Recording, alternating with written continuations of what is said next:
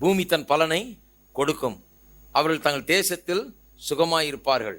நான் அவர்கள் நுகத்தின் கயிறுகளை அரித்து அவர்கள் அடிமை கொண்டவர்களின் கைக்கு அவர்களை நீங்களாக்கி விடுவிக்கும் போது.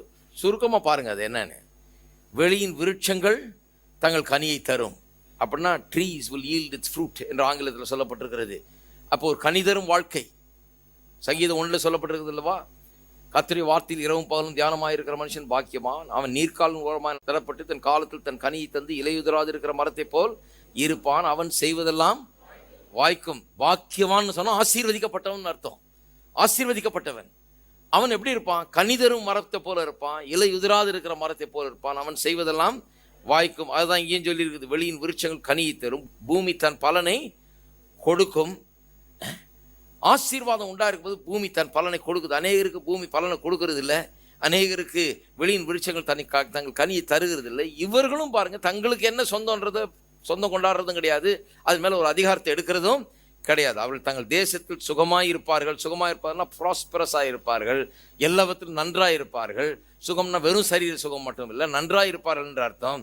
நான் அவர்கள் நுகத்தின் கயிறுகளை அறுத்து, அதாவது எல்லா அடிமைத்தனத்தின் கயிறுகளும் எல்லா அடிமைத்தனங்களும் நீங்கி போகும். அடிமைத்தனத்தை கர்த்தர் வெறுக்கிறார் பாருங்க. இஸ்ரவேல் ஜனங்கள் அடிமைத்தனத்தில் இருந்து வெளியே கொண்டு வந்தாரு. அதனாலே சொல்றாரு, பழைய ஏற்பாட்டை வாஸ்து பார்த்தீங்கன்னா சொல்றாரு, உங்கள் சகோதரன் ஒருவனை நீங்கள் அடிமையாக்க கூடாது. ஏன்னா அடிமையாக இருந்தவனா நான் வெளியே கொண்டு வந்திருக்கிறேன். சிவந்த சமுத்திரத்தை திறந்து இவனை அந்த அடிமைத்தனத்திலிருந்து கட்டுகளை அறுத்து பார்வோண்டி கையிலிருந்து அவனை விடுதலையாக்கி நான் வெளியே கொண்டு வந்தது உனக்கு அடிமையாக இருக்கிறதுக்காக அல்ல. உன்னுடைய சகோதரன் ஒருவனை நீ அடிமைப்படுத்தாதே. அவன் ஒருவேளை கஷ்டப்பட்டு நஷ்டப்பட்டு போயிருக்கிற இடத்துல கூட அவனை அடிமைப்படுத்தாத. அடிமைத்தனத்தை நான் வெறுக்கிறேன் என்று சொல்லுகிறார் கர்த்தர். நான் சொல்லுகிறேன், இன்றைக்கு நம்முடைய வாழ்க்கையில் எதற்குமே நாம் அடிமைத்தனத்தில் இருக்கக்கூடாது என்பதுதான் கர்த்தருடைய விருப்பமாக இருக்கிறது.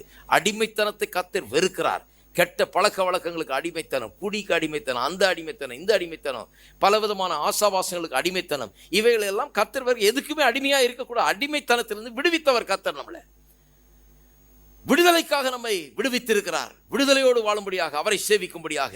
ஆகவே அடிமைத்தன வாழ்க்கையை கர்த்தர் வெறுக்கிறார். கர்த்தர் சொல்றாரு, ஆசீர்வதிக்கப்பட்டவர்கள் இந்த அடிமைத்தனத்துக்குள்ள இருக்க மாட்டார்கள். இந்த ஆசீர்வாதம் எல்லா விதத்திலும் அவருடைய வாழ்க்கையில் எப்படி கிரியை செய்யும் என்று சொல்லு.